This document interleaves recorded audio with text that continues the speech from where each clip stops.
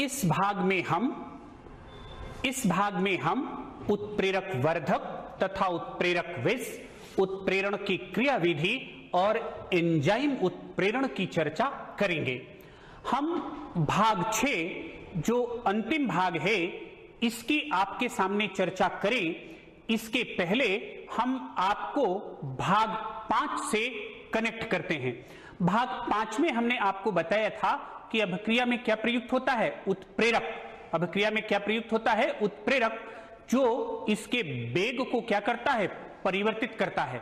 वहां आपने देखा था कि धनात्मक उत्प्रेरक अभिक्रिया के वेग को क्या करता है, बढ़ाता है, और ऋणात्मक उत्प्रेरक अभिक्रिया के वेग को क्या करता है, घटाता है। ये चर्चा हम लोग कर रहे थे। अब उसी में अभी जो हमें डिस्कशन करना है वो है उत्प्रेरक वर्धक तथा उत्प्रेरक विष। आइए बच्चों देखा जाए कि उत्प्रेरक वर्धक और उत्प्रेरक विष है क्या। तो कहते हैं कि पहले चर्चा किसकी होगी, पहले होगी उत्प्रेरक वर्धक की। अब अगर आप इसकी डेफिनेशन को देखें बच्चों, तो डेफिनेशन में क्या आता है, जो पदार्थ स्वयं अभिक्रिया के लिए उत्प्रेरक नहीं होते किंतु अपनी उपस्थिति से किसी उत्प्रेरक की सक्रियता को बढ़ा देते हैं, उत्प्रेरक वर्धक कहलाते हैं। तो इस बात को आपको देखना है बच्चों कि उत्प्रेरक किस पर काम करता है, अभिक्रिया पर, और जो वर्धक होते हैं उनका संबंध किससे है, उनका संबंध उत्प्रेरक से है। फिर समझना, उत्प्रेरक किस पर कार्य करते हैं, अभिक्रिया पर कार्य करते हैं, और जो वर्धक होते हैं वो किस पर कार्य करते हैं, उत्प्रेरक पर। और इसीलिए लिखा है कि जो पदार्थ स्वयं अभिक्रिया के लिए उत्प्रेरक नहीं है किंतु जिनकी उपस्थिति से उत्प्रेरक की सक्रियता, इस पॉइंट को आपको देखना है, उत्प्रेरक की सक्रियता बढ़ जाती है, उसे क्या कहते हैं, उसे उत्प्रेरक वर्धक कहते हैं। क्या कहते हैं बच्चों, उत्प्रेरक वर्धक कहते हैं। अब ये आपके पास वर्धक के उदाहरण हैं। ये देखिए एक विधि आपके सामने है और उसे कहते हैं हैबर विधि। हैबर विधि का नाम आपने सुना होगा बच्चों। ये अमोनिया बनाने की एक बहुत ही प्रसिद्ध विधि है जिसमें नाइट्रोजन और हाइड्रोजन के संयोग से क्या बनाई जाती है, अमोनिया बनाई जाती है। ये विधि दी गई 1915 में जर्मन रसायनज्ञ F.A. हैबर के द्वारा, और इसीलिए इसको हैबर विधि भी कहते हैं। इसको बड़ी प्रसिद्धि इसलिए मिल गई कि नाइट्रोजन जो वायुमंडल में बहुत अधिक मात्रा में है वो हाइड्रोजन के साथ मिलकर के क्या बनाएगी, अमोनिया बनाएगी। और अमोनिया किसमें प्रयुक्त होती है, नाइट्रोजनी उर्वरक बनाने में और बहुत सारे रसायनों के बनाने में क्या होती है, प्रयुक्त होती है। तो इसमें आयरन क्या है, आपने पहले भी देखा था कि आयरन इसमें धनात्मक उत्प्रेरक है, लेकिन इसमें जो वर्धक का काम करता है वो मॉलिब्डेनम है। मतलब समझ गए कि आयरन जो है वो अभिक्रिया के वेग को बढ़ाता है, लेकिन मॉलिब्डेनम जो है आयरन उत्प्रेरक को क्या रखता है, मॉलिब्डेनम जो है वो आयरन उत्प्रेरक को क्या रखता है, सक्रिय रखता है। आयरन उत्प्रेरक को क्या रखता है, सक्रिय रखता है। एक दूसरा उदाहरण आपके पास है कि संश्लेषण विधि द्वारा मेथेनॉल बनाने में। देखिए संश्लेषण विधि द्वारा जब हम मेथेनॉल बनाते हैं तो इसमें आपको लिखा है कार्बन मोनोऑक्साइड और हाइड्रोजन, ये H2 जो रहेगा आपका, ये H2 ऐसा रहेगा। तो H2 का कितना मोल लिया है, 2 मोल लिया है। H2 का कितना मोल लिया है, 2 मोल लिया है। तो कार्बन मोनोऑक्साइड और हाइड्रोजन के संयोग से क्या बनता है, कार्बन मोनोऑक्साइड और हाइड्रोजन के संयोग से क्या बनता है बच्चों, कार्बन मोनोऑक्साइड और हाइड्रोजन के संयोग से क्या बनता है, कार्बन मोनोऑक्साइड और हाइड्रोजन के संयोग से क्या बनता है, कार्बन मोनोऑक्साइड और हाइड्रोजन के संयोग से मेथेनॉल बनता है। तो ये किसका निर्माण यहां हो रहा है, मेथेनॉल का निर्माण हो रहा है। तो इसमें देखें जिंक ऑक्साइड लिखा है और CO लिखा है, ये उत्प्रेरक हैं, लेकिन जो Cr2O3 लिखा है वो वर्धक है। वो इस विधि में क्या है, वो इस विधि में किसका कार्य करता है बच्चों, वो इस विधि में वर्धक का कार्य करता है। अब अगर दूसरे की चर्चा करें जिसे हम कह रहे थे उत्प्रेरक विष, तो आप कहेंगे कि उत्प्रेरक विष क्या है। तो यहां वही बात आ जाएगी कि जो पदार्थ उत्प्रेरक की उत्प्रेरक सक्रियता को कम कर देते हैं, जो उत्प्रेरक की सक्रियता है उसे कम कर दें इसके लिए हम कहते हैं नष्ट करना, घटा देना। ऐसे पदार्थ क्या कहलाते हैं? उत्प्रेरक विष। उत्प्रेरक विष, विष का मतलब वैसे भी आप जानते हैं कि विष जो है वो घातक होता है, तो कहते हैं कि पदार्थों के लिए भी घातक है। उत्प्रेरक विष किसके लिए घातक है? उत्प्रेरक के लिए घातक है। किस मामले में घातक है? क्योंकि ये उत्प्रेरक की सक्रियता को कम कर देता है या नष्ट कर देता है। तो उत्प्रेरक विष ऐसे ही होते हैं जो उत्प्रेरक की सक्रियता को क्या कर देते हैं? नष्ट कर देते हैं। इसके आपके पास उदाहरण हैं। उदाहरण ये है कि जैसे ये लिखा है संपर्क विधि। संपर्क विधि द्वारा SO3 निर्माण में संपर्क विधि बच्चों होती है कि संपर्क विधि जो है वो सल्फ्यूरिक अम्ल के निर्माण में प्रयुक्त होती है। अब आप कहेंगे यहां तो सल्फर ट्राइऑक्साइड बन रहा है, ये पहली रिएक्शन है। पहली रिएक्शन है, रिएक्शन कई पदों में होती है। उसका एक स्टेप ये है कि जिसमें हम सल्फर डाइऑक्साइड और वायु के संयोग से क्या बनाते हैं? Sulphur trioxide. तो यहां कौन सा उत्प्रेरक होता है? प्लेटिनम उत्प्रेरक होता है। लेकिन यहां ये अर्सेनिक के यौगिक क्या करते हैं? जो अर्सेनिक के यौगिक हैं, जैसे लिखा है यहां AS2O3, ये उत्प्रेरक की सक्रियता को बहुत ही क्या कर देता है? नष्ट कर देता है। आप जानते हैं कि प्लेटिनम जो है वो बहुत ही महंगी धातु है। अगर आप इसमें ये AS2O3 आ जाए तो उसकी जो उत्प्रेरक सक्रियता है वो नष्ट हो जाती है।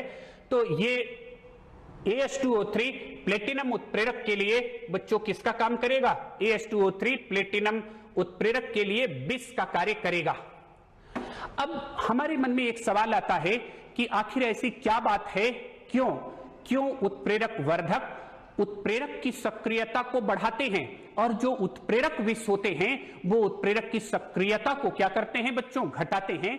इसका हमें क्या चाहिए? इसका हमें स्पष्टीकरण चाहिए, इसकी हमें व्याख्या चाहिए कि आखिर ऐसी क्या बात हो जाती है कि उत्प्रेरक वर्धक द्वारा अभिक्रिया का उत्प्रेरक वर्धक द्वारा उत्प्रेरक की सक्रियता अधिक होती है और उत्प्रेरक विष द्वारा उत्प्रेरक की सक्रियता कम होती है या नष्ट होती है। उसका उत्तर एक आता है और उसका उत्तर एक ये है कि उत्प्रेरक वर्धक द्वारा सक्रिय केंद्रों की संख्या बढ़ जाती है और उत्प्रेरक विष द्वारा सक्रिय केंद्रों की संख्या घट जाती है। और इसीलिए उत्प्रेरक वर्धक उत्प्रेरक को सक्रिय करता है और उत्प्रेरक विष जो है उत्प्रेरक की सक्रियता को कम करता है या नष्ट करता है। तो हमारा डिस्कशन अब किस पर केंद्रित हो गया? हमारा डिस्कशन अब केंद्रित हो गया, हमें जानना है, हमें सीखना है कि ये सक्रिय केंद्र क्या होते हैं। सक्रिय केंद्र को बच्चों एक्टिव सेंटर कहते हैं। तो अभी हम आपको दिखाएंगे कि व्हाट आर एक्टिव सेंटर्स। सक्रिय केंद्र क्या है? अभी आप अगर इसकी डेफिनेशन देखें तो यहां लिखा है किसी ठोस उत्प्रेरक का संपूर्ण पृष्ठ उत्प्रेरक रूप से सक्रिय नहीं होता है। पृष्ठ पर अभिक्रिया केवल कुछ निश्चित बिंदुओं या केंद्रों पर होती है और यही बिंदु या केंद्र क्या कहते हैं? अधिक सक्रियता के कारण प्रायः क्या कहते हैं? प्रायः क्या कहलाते हैं? सक्रिय केंद्र कहलाते हैं। तो उसकी डेफिनेशन ये हो गई बच्चों कि सक्रिय केंद्र ऐसे केंद्र हैं, सक्रिय केंद्र ऐसे केंद्र हैं जहां उत्प्रेरक की सक्रियता क्या होती है? अधिक होती है। अभी हम आपको अब ये भी बात आ गई कि क्यों कुछ केंद्रों पर उत्प्रेरक की सक्रियता अधिक होती है। अभी आपको एक फिगर के माध्यम से इसको दिखाते हैं कि जैसे ये हमने लिखा निकेल, ये निकेल लिखा, तो यहां भी nickel nickel nickel nickel nickel. तो इस तरह से आप देखें, इसकी अगर बॉन्डिंग को देखें तो इस तरह से आप निकेल की बॉन्डिंग को देख रहे हैं। ये निकेल की बॉन्डिंग है।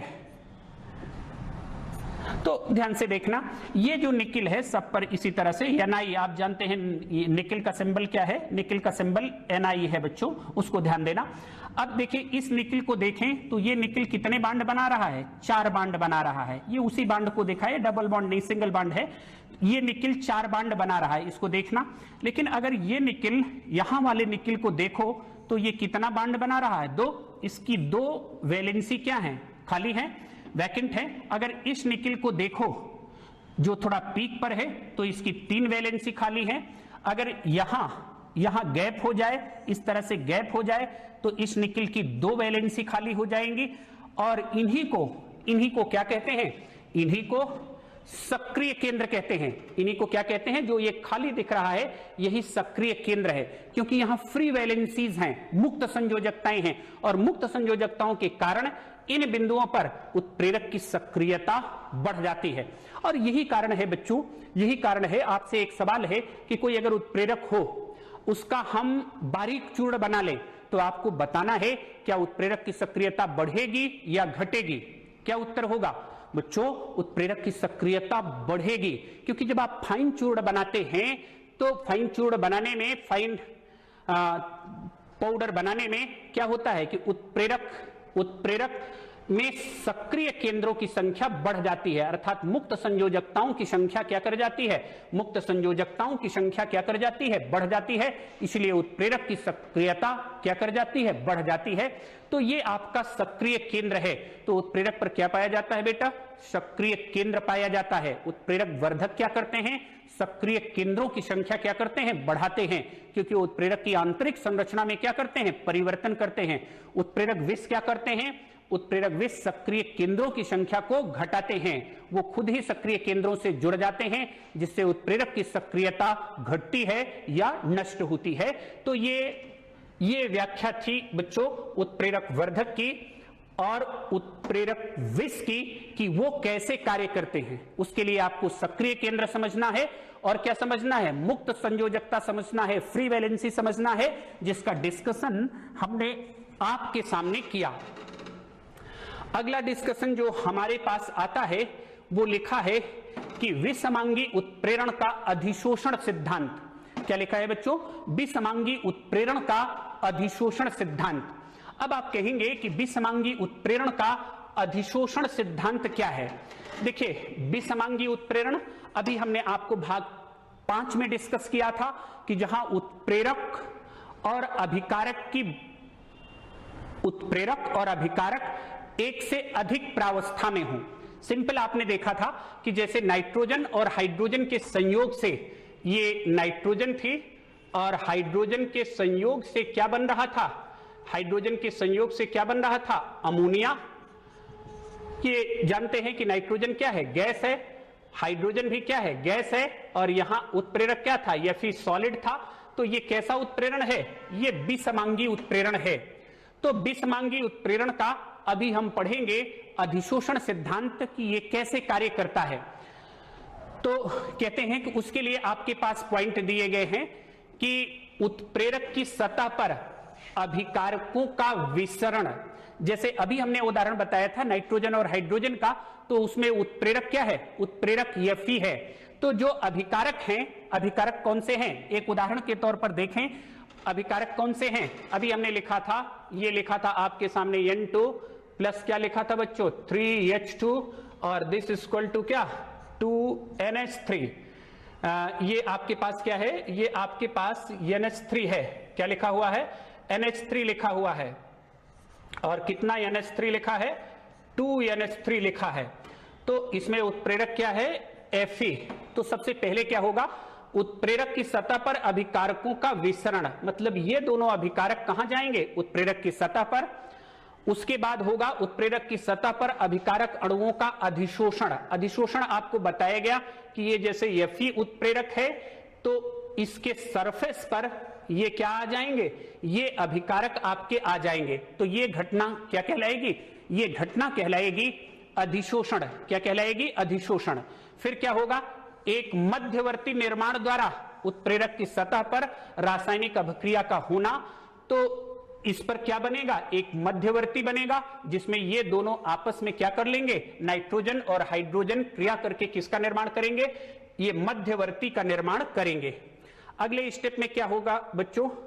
कि जब उत्पाद बन जाता है, तो उसका विशोषण होता है। विशोषण आपको बताया गया था कि जो उत्पाद बना वो सतह से, उत्प्रेरक की सतह से क्या कर जाएगा? हट जाएगा। यही घटना क्या कहलाएगी? विशोषण कहलाएगी। और फिर क्या होगा? अभिक्रिया उत्पादों का उत्प्रेरक की सतह से दूर विसरण। तो जो उत्पाद हैं वो दूर विसरित हो जाएंगे और फिर से नया अभिकारक और जो है उसकी सतह पर आ जाएगा। किसकी सतह पर आ जाएगा? उत्प्रेरक की सतह पर आ जाएगा।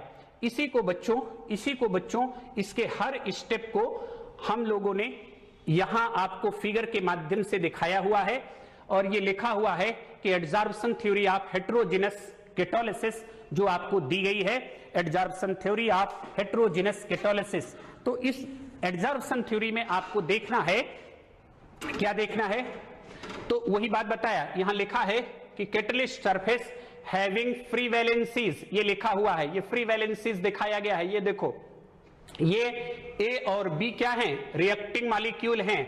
अब ये एडजॉर्प्शन हो गया, अब ये देखो एडजॉर्प्शन हो गया, फिर ये क्या हो गया? यहां इंटरमीडिएट बन गया और बाद में क्या हो गया? ये प्रोडक्ट जो लाइन लिखी थी कि विसरित हो गया और ये कैटलिस्ट आ गया। तो इसीलिए उत्प्रेरक अभिक्रिया में बच्चों खर्च नहीं होता है। उत्प्रेरक हमने व्याख्यान 5 में बताया था कि ये अच्छी बात है कि उत्प्रेरक अभिक्रिया में खर्च नहीं होता, लेकिन अपनी उपस्थिति से अभिक्रिया के वेग को क्या कर देता है? परिवर्तित कर देता है। तो उसकी ये जो आप क्रिया विधि देख रहे हैं, इसी कारण ऐसा है कि उत्प्रेरक अभिक्रिया में खर्च भी नहीं होता, लेकिन अपनी उपस्थिति से अभिक्रिया के वेग को क्या कर देता है बच्चों? परिवर्तित कर देता है।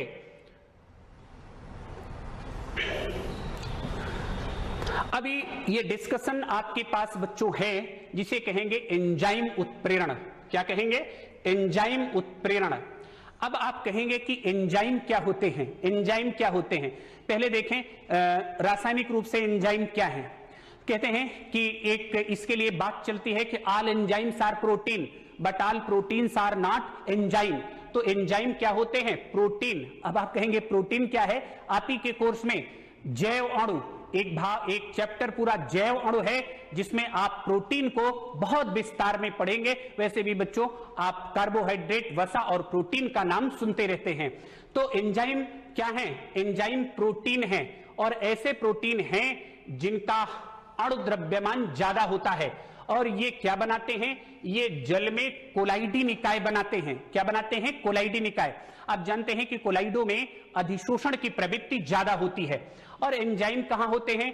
ये जीवित पौधों एवं जंतुओं द्वारा उत्पन्न किए जाते हैं और संश्लेषित भी किए जाते हैं। इसके लिए आप एक ही शब्द बोल सकते हैं, these are natural and also synthetic. अब क्या है?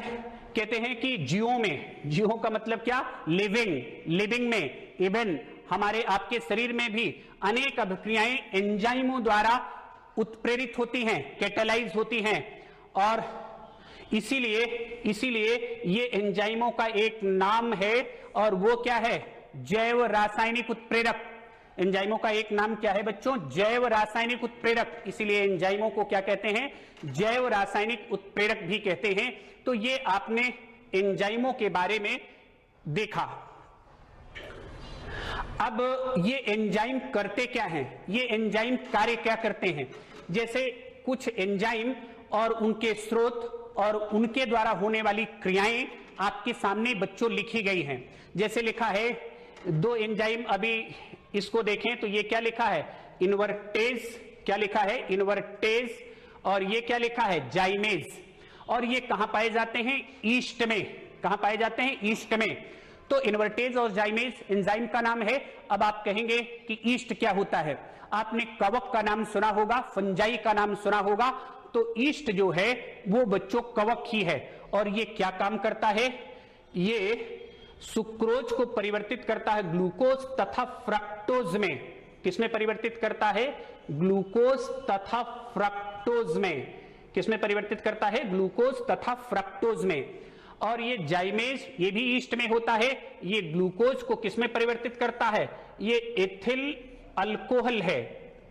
क्या है? एथिल अल्कोहल है बच्चों। यहां क्या लिखा है? एथिल।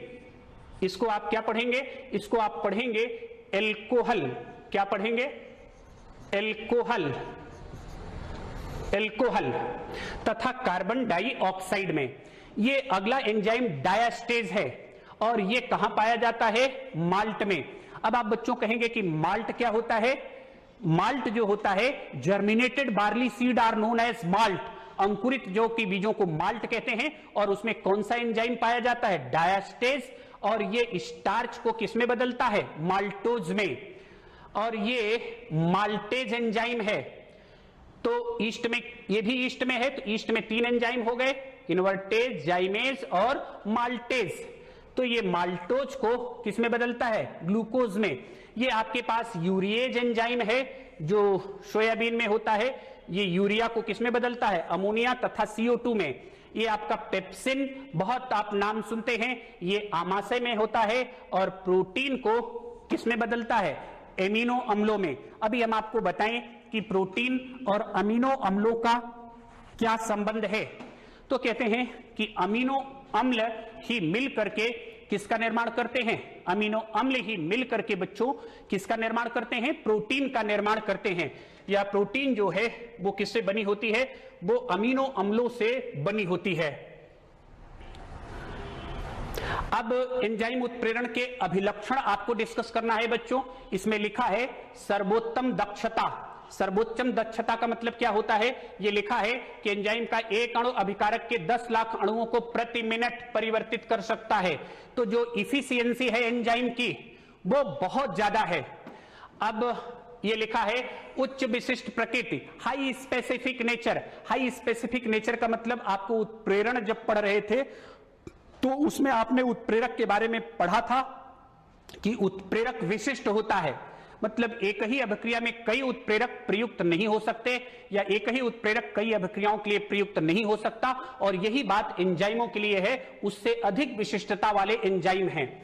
ये है इष्टतम ताप, इसको ऑप्टिमम टेम्परेचर कहते हैं। ऑप्टिमम टेम्परेचर पर कहते हैं कि एंजाइमों की सक्रियता अधिक होती है, और ये आपके सामने रेंज केल्विन में टेम्परेचर की दी गई है कि ये ऑप्टिमम टेम्परेचर की रेंज है 298 केल्विन टू 310 केल्विन, जिस पर इनकी सक्रियता ज्यादा है।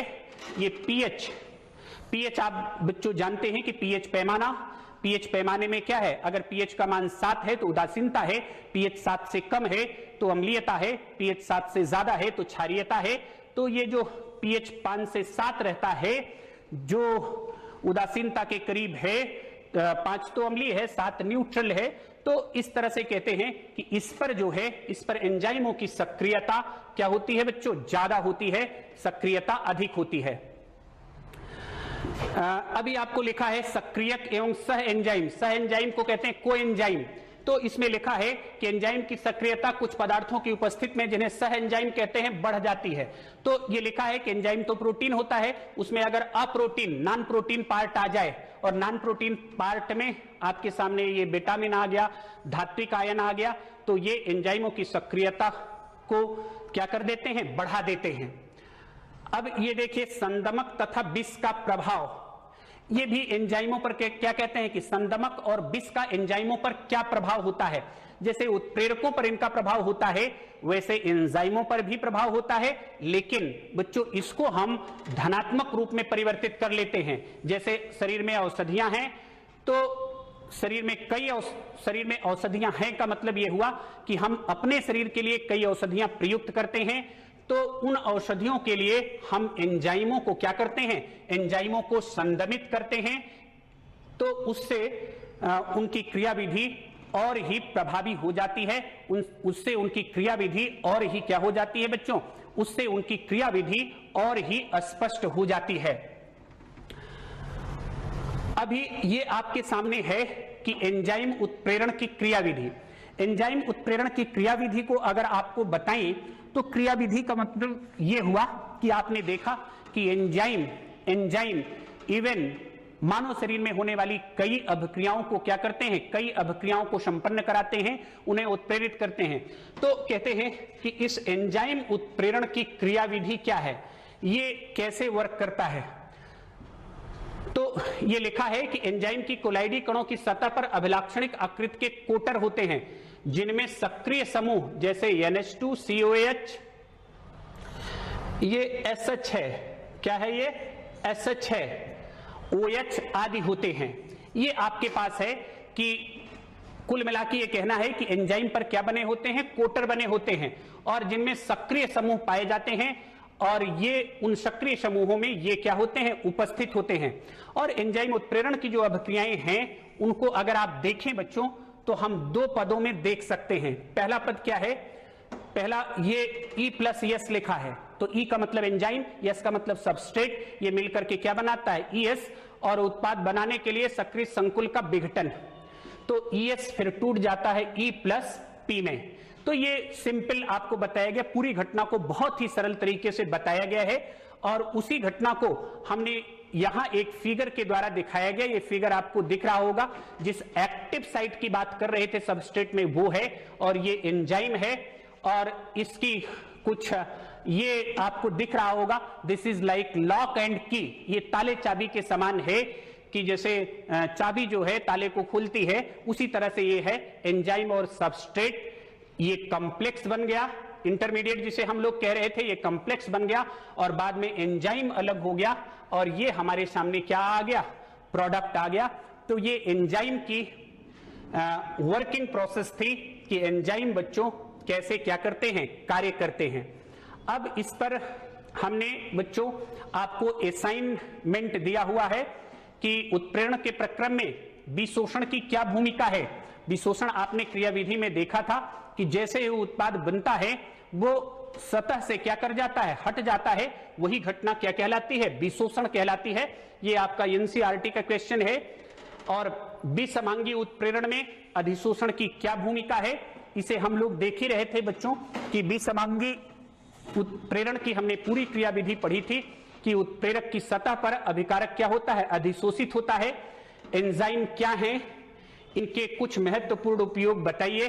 तो एंजाइम के बारे में बताया गया कि ये प्रोटीन होते हैं और बहुत सारा उपयोग, आपके पास पूरी एक टेबल है। उत्प्रेरक विष तथा उत्प्रेरक वर्धक को एक एक उदाहरण द्वारा स्पष्ट कीजिए, ये अभी आपके सामने उदाहरण बताया गया। तो इस तरह से ये बच्चों जो पृष्ठ रसायन का चैप्टर था उसे पूरे हमने 6 व्याख्यान में पूरा कर दिया। फिर से आपको बता दूं, हमने 3 व्याख्यान किस पर दिया, कोलाइड पर, 1 व्याख्यान किस पर दिया, अधिशोषण पर, और 2 व्याख्यान किस पर दिया, 2 व्याख्यान उत्प्रेरण पर दिया। तो ये चैप्टर आपका समाप्त हो गया। फिर हम लोग एक नए चैप्टर के साथ आपसे फिर वर्चुअल क्लासेस से जुड़ेंगे। तब तक इस संदेश के साथ बच्चों संस्कारी बनिए और साथ में क्या बनिए, साइंसकारी बनिए। क्या बनिए, साइंसकारी बनिए। आज की क्लास के लिए इतना ही, धन्यवाद। क्लास में आप सभी का स्वागत है।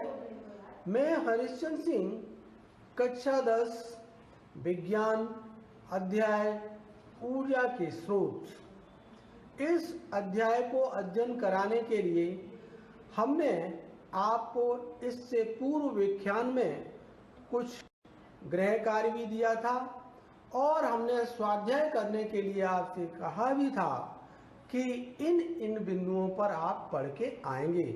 उसी के आधार पर हमने ये शिक्षण बिंदु लिए हैं। इन शिक्षण बिंदुओं की सहायता से हम इस अध्याय का अध्ययन कराएंगे आपको। नंबर 1, नाभिकीय ऊर्जा। नाभिकीय ऊर्जा क्या होती है, इसके बारे में हम यहाँ अध्ययन करेंगे। नंबर 2, नाभिकीय ऊर्जा का महत्व। नंबर 3, नाभिकीय विखंडन। नंबर 4, नाभिकीय संलयन। इन प्रमुख शिक्षण बिंदुओं की सहायता से हम इस अध्याय का अध्ययन करेंगे। हमने आपको गृह कार्य दिया था, उसका प्रथम प्रश्न था अम्लीय वर्षा किसे कहते हैं। सब लोगों ने नोट भी किया था, हमने कहा था याद करेंगे और लिखेंगे। अम्लीय वर्षा किसे कहते हैं, मिलाएं उत्तर को। जीवाश्म ईंधनों के जलने से, जीवाश्म ईंधनों के जलने से उनके ऑक्साइड उत्पन्न होते हैं। ये ऑक्साइड अम्लीय होते हैं। कौन कौन से ऑक्साइड होते हैं हमने आपको बताया था, कार्बन के ऑक्साइड होते हैं, सल्फर के ऑक्साइड होते हैं और नाइट्रोजन के ऑक्साइड होते हैं। इनके ऑक्साइड वायु के माध्यम में जब ऊपर जाते हैं तो वहाँ से जब वर्षा होती है तो उस वर्षा को अम्लीय वर्षा कहते हैं। ये हमारा प्रश्न था पहला। दूसरा प्रश्न था सोलर सोलर पैनल छोटे छोटे सेल्स के माध्यम से, कल हमने आपको चर्चा में बताया था, सोलर पैनल क्या होता है, छोटे छोटे सेल्स जो होते हैं उनको कई सेल्स को इकट्ठा करके जो बनाया जाता है उनको सोलर पैनल कहते हैं। ये हमने कल आपको बताया था। और ये कृत्रिम उपकरणों को चलाने के लिए इसका उपयोग किया जाता है, ये हमने कल बताया था। सोलर पैनल होता है, बैटरी होती है, डायनेमो होता है, मोटर होता है, और हमने कल भूमिगत जल निकालने के लिए इसका उपयोग बताया था। सूर्य से उत्सर्जित ऊर्जा को सौर ऊर्जा कहते हैं। ये हमारा गृह कार्य कंप्लीट होता है, इसको याद भी करें और बार बार इसको लिखें। अब हम शिक्षण बिंदु प्रथम की ओर बढ़ते हैं। अध्याय की शुरुआत इस शिक्षण बिंदु से करेंगे। नाभिकीय